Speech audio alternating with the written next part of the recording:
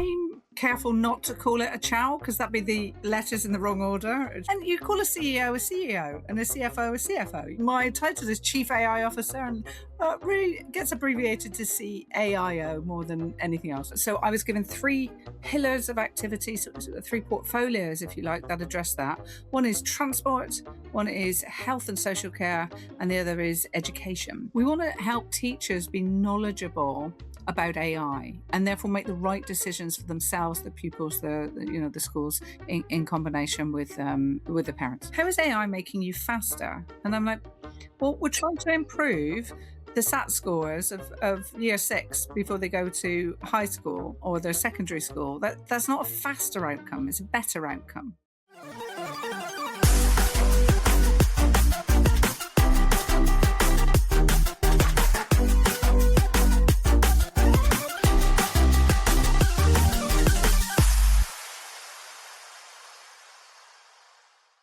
Without any further ado, let me find our sarcastic intro film, as we always have for our guests. And here's AI being sarcastic about our guest, Tiffany. Here we go. Settle down. Our next guest apparently found 15 years insufficient to just have one job, so she's been a global award-winning digital strategist, keynote speaker, and serial entrepreneur instead. She once ran public participation across 22 government departments and helped Sir Tim Berners-Lee launch data.gov.uk because apparently the World Wide Web needed her input too. Now she's the UK's first public sector chief AI officer in Liverpool, while also running her own consultancy, co-founding another company, advising Google and the BBC, working with the Gen AI Academy, and writing columns in her spare time. Please slap your hands together repeatedly to welcome Tiffany St James. Woo! Yay! Welcome, Tiff. Intro. That's not bad, is it? It wasn't too insulting. Not at all. Now, Tiff and I have been friends for a long, long time, maybe about 20 years or so. And we've sort of done stuff together over the years. So it's lovely having you here and being able to ask you questions. Now, one of the things it didn't say there is that you've just finished your master's. Tell us about your master's. Oh, well, thank you. What a privilege. And thank you so much for inviting me on, Dave. It's great to see you. You're welcome. Chat to you today. So I've just completed an MSc in Applied Positive Psychology for Organizations and Leadership. It's the only one in the world, an MSc focusing on Applied Positive Psychology with this strand. So I did it 3 years part-time alongside working full-time. And I'm really interested in high-performing teams, particularly in the age of AI. And that's some of the work that I've been focusing on and how you build that in to the work of a CAIO. Okay, well, we will come to that. We will come to that as we go.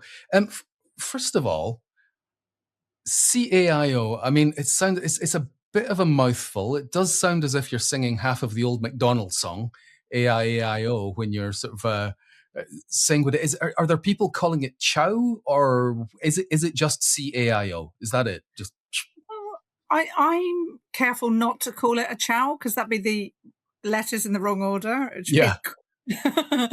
Within that, and you call a CEO a CEO and a CFO a CFO, and it's only one letter more. It's not too tricky. So my title is Chief AI Officer and really gets abbreviated to CAIO more than anything else.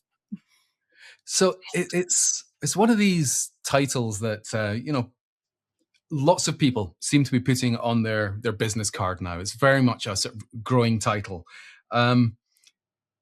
In one sentence, if you could, what actually is it? What is the role of a CAIO? Because people know what a CFO's role is, they know what the CEO's role is, but this is something new and a lot of people don't really quite understand what it encompasses. Yes, and my role is quite unique, and I can come on to that. A CAIO is a strategic position in an organization whereby you are looking at more than technology. You're looking at cultural change to be able to embed better working practices. So it's that marriage really between technology and culture is how I describe it. But largely the role that I do as a chief AI officer is different than many organizations that have it. So most organizations are largely focused on operation efficiency and productivity and using that human AI interaction.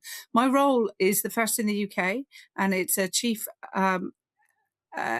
AI officer for Liverpool City Region Combined Authority, which is a regional CAIO. So it's the first regional public sector CAIO. So instead of looking after one company, I'm looking after a region of 1.6 million people and helping to embed AI in the region for better outcomes for people who live and work there. So, what does that involve? Doing stuff like within the local authority? Is it about doing stuff out with the people? Is it about looking at things like how it's embedded into schools and programs like that? What? How does that come to life for your role? Thank you. So, yes, there is an element of it which is operational efficiency and productivity. And luckily, there are brilliant people already within the combined authority that look after that I work alongside or help steer or help feed into, if you like. But my role is very much 80% focused on the region. So as a combined authority, it's an economic unit that sits above a number of local authorities. In our region, it's 6. So we look after 6 local authorities. And while they're all doing brilliant digital delivery themselves, what we do as an economic unit is very much concentrate on power, infrastructure, and economic growth. So we have a brilliant head of digital services who's looking at actually how we use AI in the business for ourselves within a combined authority, but also making apps internally with our small DevOps team to be able to make better services for our 6 local authorities that we look after. And sometimes that is a traditional CAIO role with looking at AI too, but that work's all covered very well.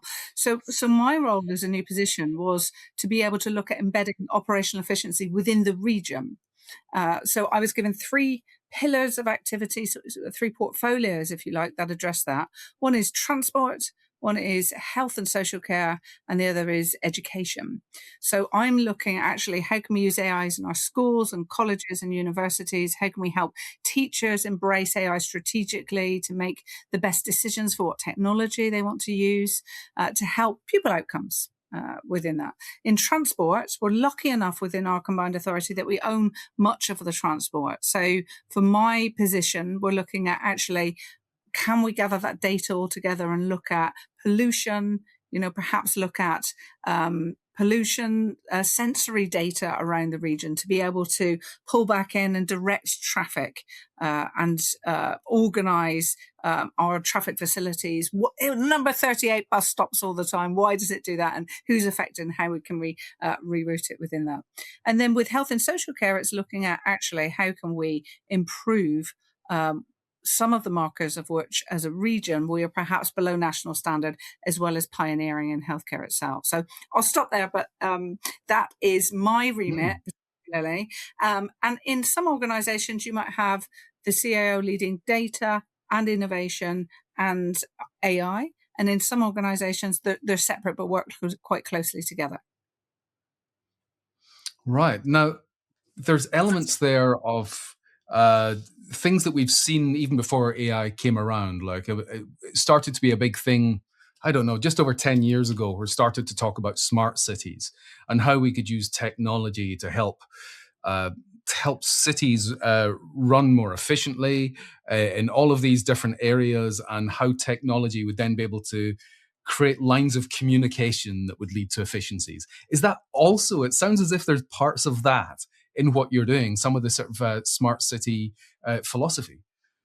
Yeah, I think that's absolutely right. I mean, smart cities have been around for 15 or so years. I remember speaking at a smart city event, right? It's not a new phenomenon, is it?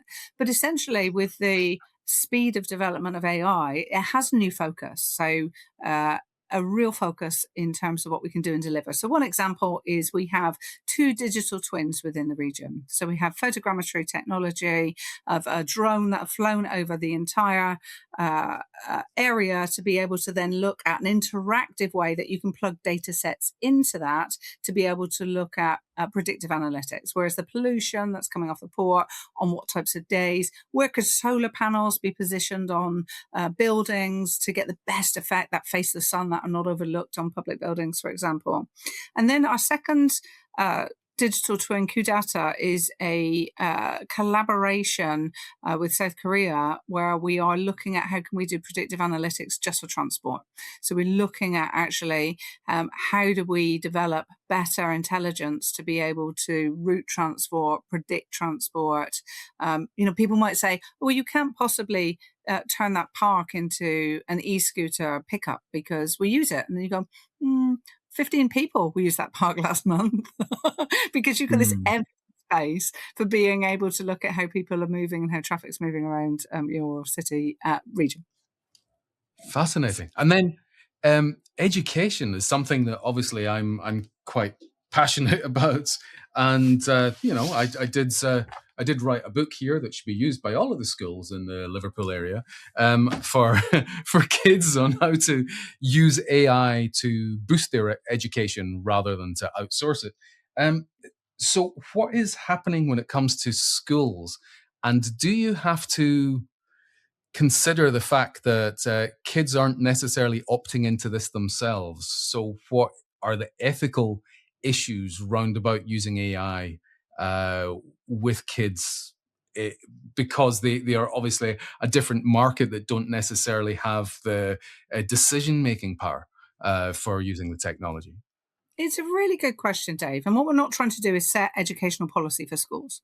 What we are trying to do is to assist schools that are already perhaps considering using AI or looking at where the tooling, they might not be understanding as much in terms of the marketplace, in terms of what can be served to them. So a couple of things. First, addressing the ethical reason. There's a great piece of work done within the region before I joined by the Civic Data Cooperative, which was an initiative between Liverpool City Region and the University of Liverpool to set out a residents' data and AI charter, which really was what residents require of us before we implement or make anything with AI, and 11 principles, which were founded from that look at how we then apply AI. And we're really focused on AI for good, ethical AI. It doesn't have to be fast. We're trying to get better outcomes. I speak quite a lot at panels and they'll say, how is AI making you faster? And I'm like, well, we're trying to improve the SAT scores of year 6 before they go to high school. Or their secondary school, that's not a faster outcome; it's a better outcome, for residents. So we've got the principles, and that was a kind of foundational piece, which even central government have lauded a great approach to.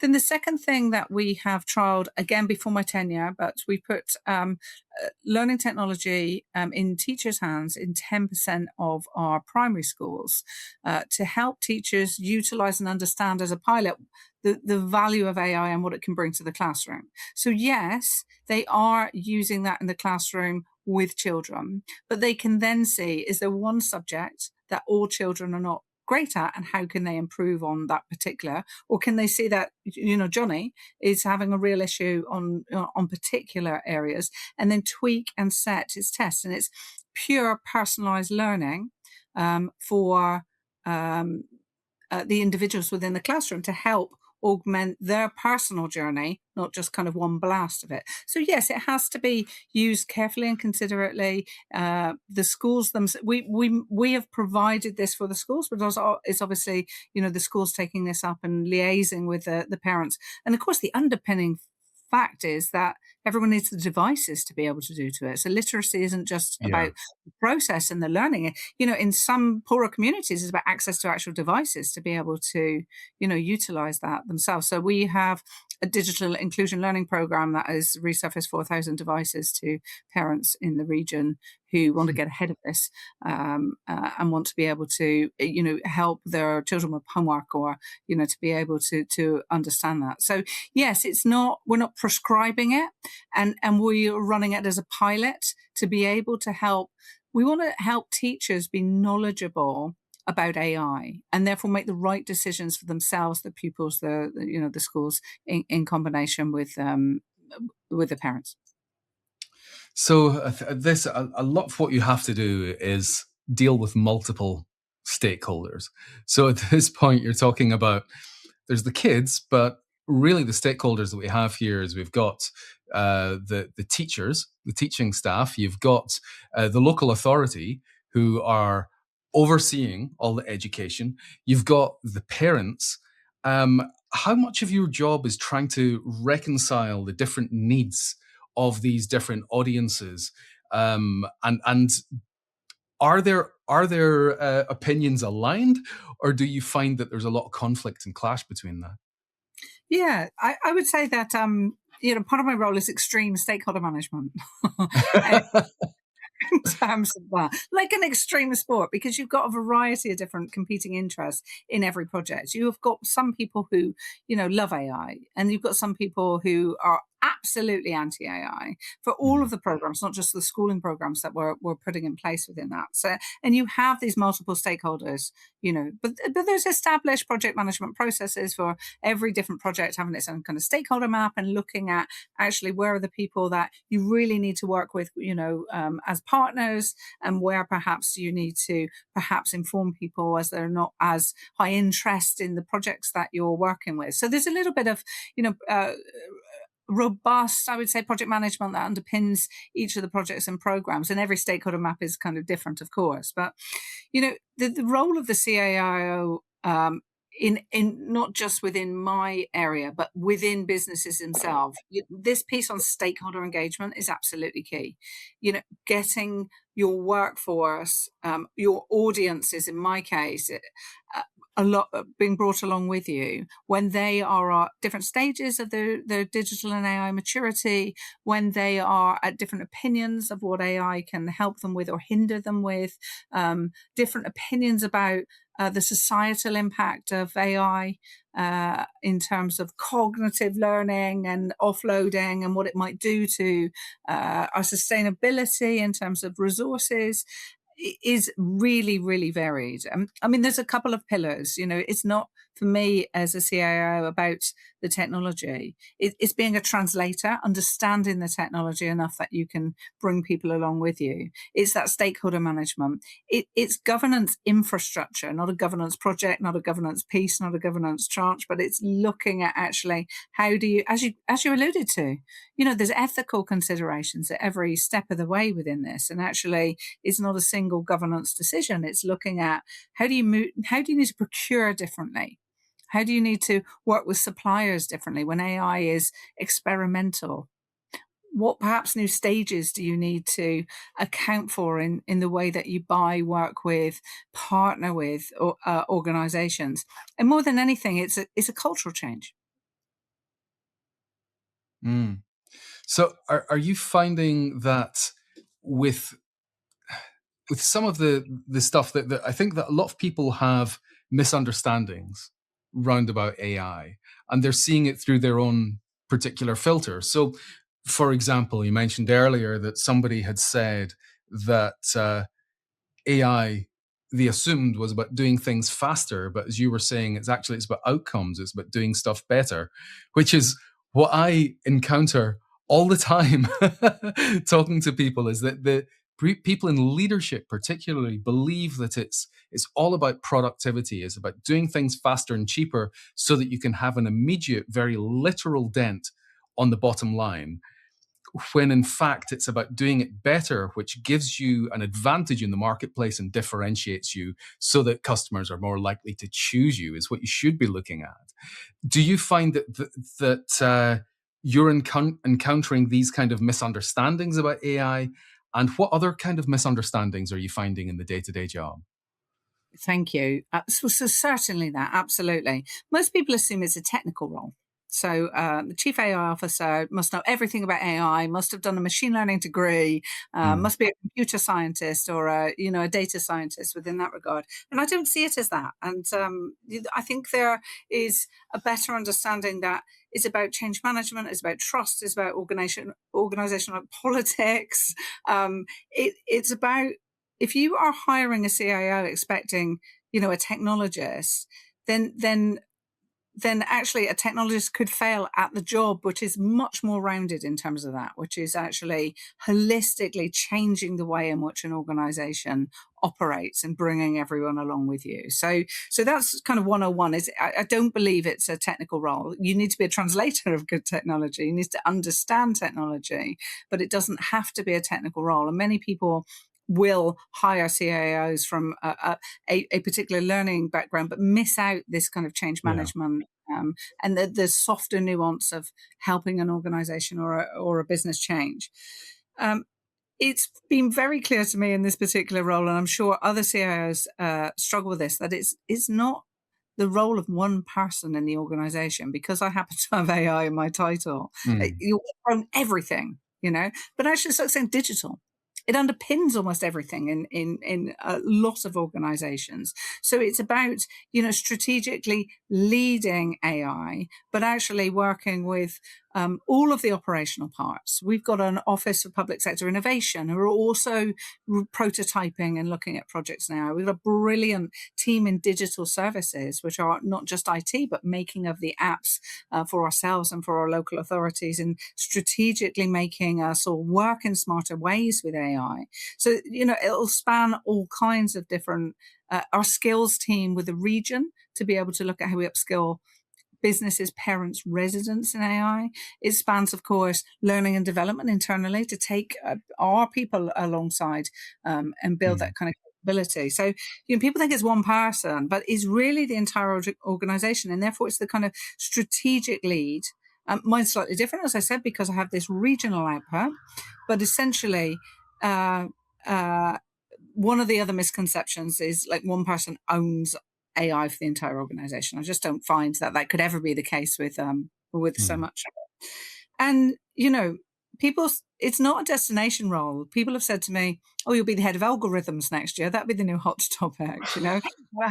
I mean, we think about it in the last wave of technology. We've had, metaverse and NFTs and blockchain, and now we have AI. And that transition went very quickly for a couple of years. And now I think, people have realized that AI is not going away like some of the other facilities haven't gone away, but they grabbed everyone's attention quite prevalently for a short amount of time.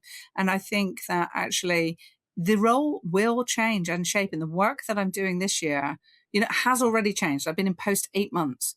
And from 8 months looking at the 3 portfolios, I'm doing different work. I'm setting up AI test beds. I'm helping Liverpool move towards being a Liverpool City Region, move towards being a smarter place. So it's even shifted for me in 8 months. So it's not a destination. Yeah. I can see here that we've been joined by somebody who is affected by the stuff that you're doing. Hello, Dave. Now, you'd mentioned there that, and Dave, if you've got any questions, please just pop them in the chat if there's anything you want to ask Tiffany. You mentioned there that the word digital and how, well, remember in the 90s, some of us got digital cameras and we started to see digital televisions, and there was digital radio, and digital was a word that was put in front of everything. And now we don't talk about digital cameras, we just talk about cameras, television, radio. Not the podcasts, I guess. But will AI be something that stops being something we focus on, as it just becomes something that's embedded in whatever we do, like digital is? And does that mean that maybe in 5 years' time, the CAIO role won't even be worth existing anymore? It's a really valid point. If you look at great design, there's always that famous quote that I will get wrong, an attribute wrong, but perhaps we can look it up and put it in show notes afterwards, which actually great technology is indistinguishable from magic, right? Yeah. That still rings true, and it rings true Arthur with C. AI. Clarke. There you go. It was one of the names I was going to name, but essentially with the AI, people don't care whether it's AI. They do care they do care in certain aspects that there isn't just an AI making decisions about the benefits, about the healthcare. They really care about how AI is used, but they actually just want a great service. They want a healthcare system that works. They don't want to wait in a queue. For a doctor's appointment. They want to be able to make that booking in their own time, in their own way, and that works. And I think it's absolutely important to be transparent about where AI has been used and how it's being used and what models were used, and making sure that that is absolutely very clear. But people don't necessarily care as long as the service is working and working well for them within that regard. So, does it need Yeah. to be this role forever? No, not necessarily. Yeah, because I think there's things like using AI, developers using AI, and I'm constantly building little apps. I probably build 2 or 3 a week, and there's one of them I built at the beginning of the year. I found myself sort of in New York for a week with the family, and I had some time on my hands, so I started thinking, what are the things in my life that are an irritant to me, that are the bits that cause me sadness or frustration? And one of the things was every 3 months, my accountant asks me to give him all the stuff for VAT, all of the receipts, all of the invoices for VAT. And it just, every time that comes around, my heart sinks. So I created an app to help with that makes it really, really simple for me to add all my stuff into one place. It adds it all up. It splits it into categories. It even sends a spreadsheet where everything is categorized and it knows whether VAT is included or not. And most of that does not involve AI. The only AI that is in there is if I am taking a photograph of a receipt, and then it goes to AI for basically OCR, optical character recognition, so that it can then be processed. And apart from that, everything is just an app. So, but it's AI that enabled me to do that, but it doesn't include AI itself. And I think that from when I'm talking to organizations about how AI can help them, a lot of the time they're assuming that everything they do then goes through an LLM, it goes through an AI tool. When in fact, what AI has done is it's changed my workflow to allow me to create things that make my life better. Is that one of the things that you're sort of finding as well, particularly when we're looking at how developers maybe within an organization are working? Well, I think that's absolutely right. I mean, AI is not new. It's been around for 50 or 60 years or so, and we've gone through every iteration, haven't we, of kind of machine learning. It's generative AI and its explosion since November 2022, where ChatGPT and the large language models were put in people's hands for the first time. That changed how people's perception was of AI. So lots of the time, exactly as you say, you're talking about AI, and people's perception is this large language model, which is just a genre, a slice of that processing. And therefore, that kind of colors people's opinion like, oh, it's made up and it hallucinates and you've got to be careful with it. You've got a set of instructions that you put together in one place and can boundary that and interrogate that. That's more of the machine learning. We're used to that from being directed through telephony, through our call centers, through our banking. We might not like that. We might always perhaps want a human, but obviously want to be able to have the information delivered to us at scale as well. So yes, I think there are all kinds of different ways in which AI can be used, but a lot of it doesn't have to be AI. It can be rules based and machine learning that Yeah. is underpinned that entirely. And I think it's one of the things I find myself talking about quite a lot when people misunderstand stuff, where you've got deterministic processing, which uses something we call Boolean logic, and that's what we've been used to with computers. You put the same results into a spreadsheet, the same figures into a spreadsheet, you get the same results. But AI is probabilistic, which means you get a different answer every time. And I think a lot of people don't realize that, which is one of the reasons why they've got so used to trusting computers that they're not checking the output when Oh, it's a probabilistic output. Is there anything that you're looking at that's to do with sort of fact checking and making sure that people know how to deal with AI output? Is that something you have to concern yourself with? It's absolutely critical, isn't it? So critical thinking in the age of AI is more necessary than Yeah. critical thinking in the digital age that where we used to before, where we didn't have generative content. Well, and what's super interesting is that if you look at workforces, I'm of a certain age where I used to go to work in an office every day and learnt by office osmosis of hearing my line manager, Hmm. hearing and understanding how other peers pitched well to help my learning. And we've got a younger generation coming into the workforce now where they're lightly hybrid working. But also that they have AI tools at their fingertips for the very first time, Yeah. uh, and have been using that. And AI is becoming more polished in terms of its delivery, that it's easy to believe that it's also right.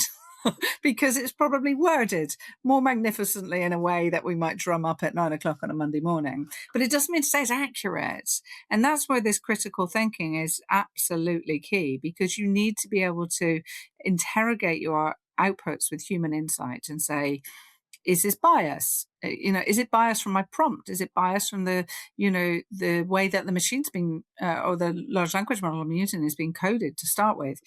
Is it accurate? Is it leaving out a subset of people? Is it therefore homogenizing a lot of the information? Is it dialing down the nuance of our brilliant human intelligence to provide a more generic answer because it's built on, summarizing your notes or drawing information from the web, and to be able to put it there? So critical thinking in the age of AI, the way in which that we as humans apply our brilliant insight to the output that we're given, particularly from generative AI, is so key. I need to bring in a question here from Dave, who is in Liverpool here. So I need to zoom in on this slightly so I can see. Right, I'm a lead teacher for computing at large secondary school in Liverpool across KS3 and KS5. I'm interested to know where LCR might develop more, that be Liverpool, might develop more links and networks into education and wider communities, especially where we have large changes coming up to the UK national curriculum, especially in computing. I'm all about supporting the talent pipeline. Do you have anything to say to Dave here? I have. And Dave, thank you so much for joining. Please feel free to connect with me on LinkedIn. I'd love to hear from you after this too. So this is exactly right. The early part of the role that I was talking about is looking at how do we work with education establishments across the Liverpool City region. And part of the remit is that we want to be able to share with course leaders, with teachers, the strategic use of AI so that you're able to make the right decisions about what's useful and practical for you, because we know that anyone working in education is oversold every day by the Yeah. technology that can be available to them, and they don't necessarily have the time or resources or capacity to be able to evaluate all of the different technology that is making very, very similar nuanced claims about what it can do and deliver. So it's a program of activity that we are currently working on, and yes, we are currently focused on head teachers in terms of the work that we're doing. But the larger piece of work is we're really concerned also about the talent pipeline. So we're working on a program of activity of understanding the job needs within our region across the next 3 to 5 years, which we know will change, not just technology jobs, of course, jobs of any industry. And then working with educational providers such as yourself, and universities, higher than the school level, to be able to look at how can we start to look at micro credentials, thin slicing that information into concurrent to curriculum or adjacent to the curriculum, knowing that we have no authority or power to change curriculum, to be able to help our future talent pipeline as well. So if you want to talk about this after they're here, I'd be delighted to have a chat with you about it. So thanks for joining, and thanks for your smart question. So I think we might have another teacher here as well, actually. Somebody, I'm guessing from the comment, might be a PE teacher. How do you think it will affect your workforce. Will AI be a skill that's expected for most roles eventually, even PE teachers?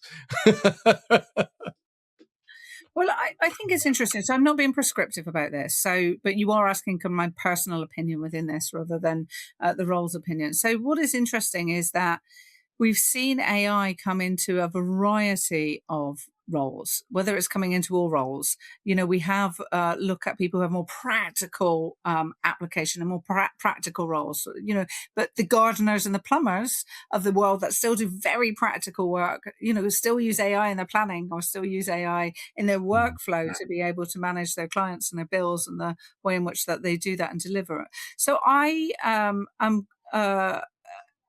quite clear that AI is not utterly necessary for all roles, but it is a tool that is widely available and helpful used in the right way and navigated the right way that can assist almost every role. I'd struggle to think of a role that it couldn't help, even PE teachers, because it can help with your lesson planning, right? And it can help with your how you perhaps managing how well perhaps some of your students are doing. So I would say, yes, I think in terms of workforce, it is everywhere. And there are people that are reticent to necessarily use it. And we're not prescribing policy of everyone should use it within that, but that's just my opinion. So yes, think valid in almost every role. Brilliant. And now I've got another question here. I love it when questions come in the chat from Daniel. On remote view, CAIOs can't just manage AI tools. They have to manage the human impact. Generative AI changes workflows, stress, and decision making. Where are we building the leadership and change management systems that keep this shift from eroding the human firewall? And I think with this question, maybe bring in your positive psychology masters in here when it comes to this. When we're looking at the human mind, the human brain, how we respond in social settings, how expectations shape our behavior, all of this stuff on top of the technology. What is your take on this one? Oh, thank you. This is one of my favorite subjects and a great question, Daniel. Thank you for sharing that here. You're absolutely right. It's much more than managing the tools, and it's absolutely also about the human impact as well within that. So, generative workflows will all change the way in which that we're perhaps making decisions. But additionally to that, they're also perhaps causing that stress and anxiety for people at different stages of their career in terms of how they're embracing those. You hear about these new tools coming out every day. You haven't got the opportunity to necessarily, embrace those. So there's certainly an anxiety in the workplace about what should I be using? How should I be using it? How do I learn like a hockey stick on top of the work that I'm doing?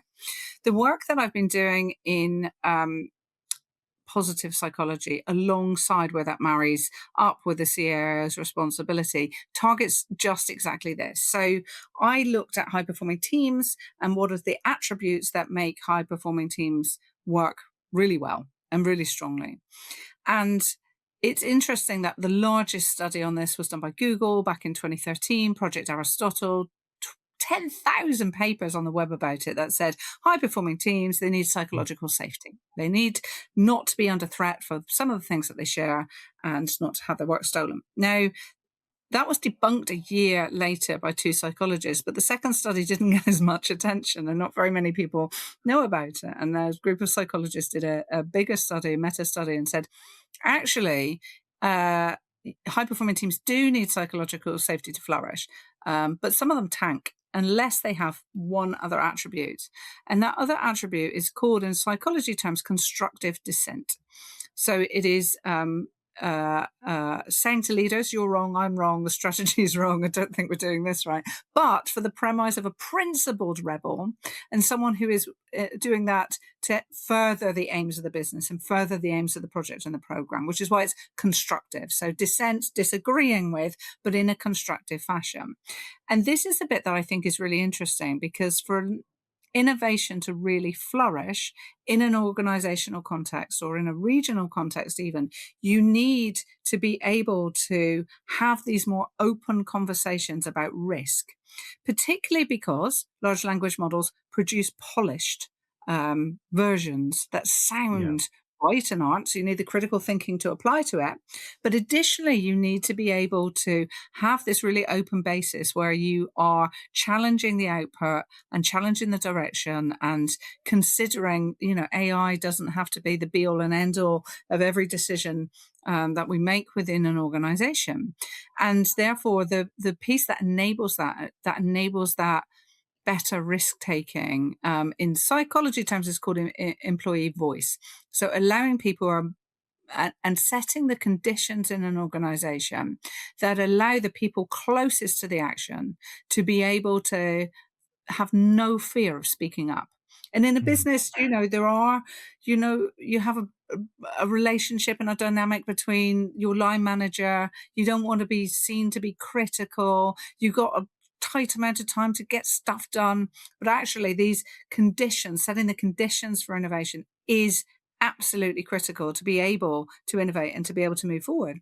There's a difference in public and private sector with this, because private sector, you can incentivize people commercially to be able to kind of double down and get things done and evaluate and move forward perhaps at speed.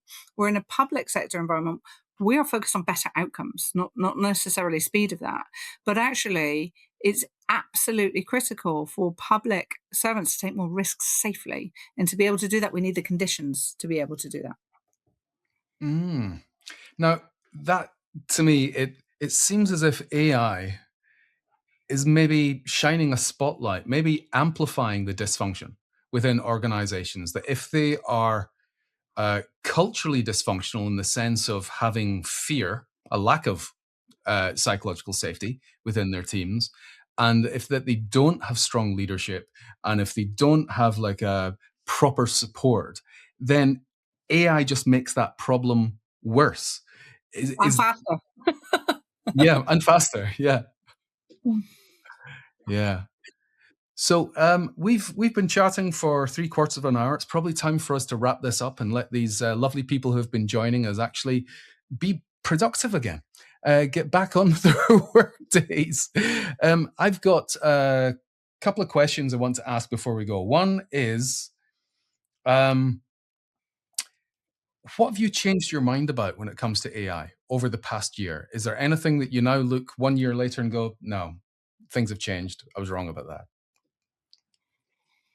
It's a really good question. So there's two parts to that question. What have you changed your mind about, and what I might have been wrong about? And the two different Yeah. things for me in terms of that. So AI has changed enormously just in the 8 months I've been in tenure. You look at the facilities that are brought out by something like Claude in terms of its co-working, the ability for anyone who's non-technical to be able to make their own apps. And you are technical, Dave, and you still make 2 or 3 a week, but people with no technical ability in terms of coding now make things and make their own pinch points and pain points become an awful lot smoother by a little bit of learning themselves and just putting the time in to be able to do that. But all of the information is there. So certainly I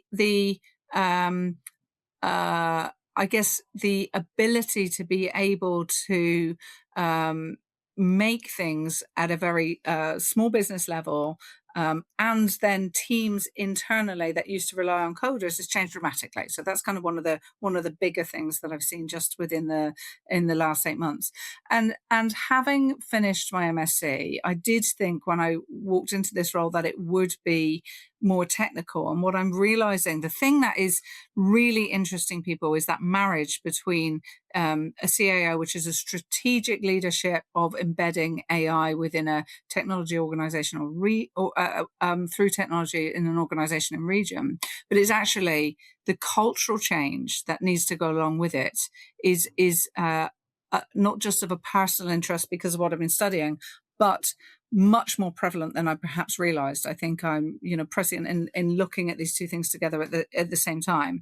I was speaking at a Tech UK conference, and I brought this up on stage, and it so resonated with, 200 players in the room in terms of looking at actually that marriage between technological change, but human change at the same time. So it's mistaken as a tech rollout when really it's a team performance issue. Yeah. All right. Well, here's my last question for you: is if you had to replace your role, if you had to hire someone to do what you're doing right now, to take on the CAIO role, what would you be looking for if when you're interviewing them? Ah, super. Well, it take 3 people to do my role, Dave, of course.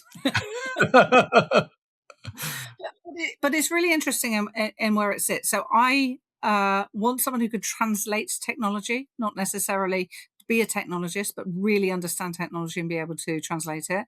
I'd need someone who's has one foot in change management, extreme stakeholder engagement, but also someone who's a bit more visionary and pioneering in terms of being able to be interested enough at the societal changes that are coming in with AI and to do something about that. It's not just about technology and cultural change in an organization. It's where is this going and how can we build it in the right ethical way so that we all have the future that we want? That's brilliant. That's fantastic, Tiff. Thank you. Thank you so much for joining us, for being incredibly smart and honest in your answers as well. It's lovely having you on. I think we've got more chats to have on here anyway, and lots more chats to have off here as well. For all of you folk that got involved in the comments, thank you. I love it. I love seeing comments come up and being able to add them into the show. So keep that going. I'm going to be back next week with one of my answering machine shows, but only if I get enough answers. Only if I get enough questions or comments on the answering machine will I be able to do the show. So I need more of those. I will put a link in the comments so that you can do that. I'll be posting something tomorrow to try and get more people to give me comments for the show. And that's it. I want you to look after yourself. Go out, get a little bit of vitamin D, and go and tell someone that you love them. And Tiff, thank you so much. And for everyone else that joined, thank you as well. Look after yourself. Bye now.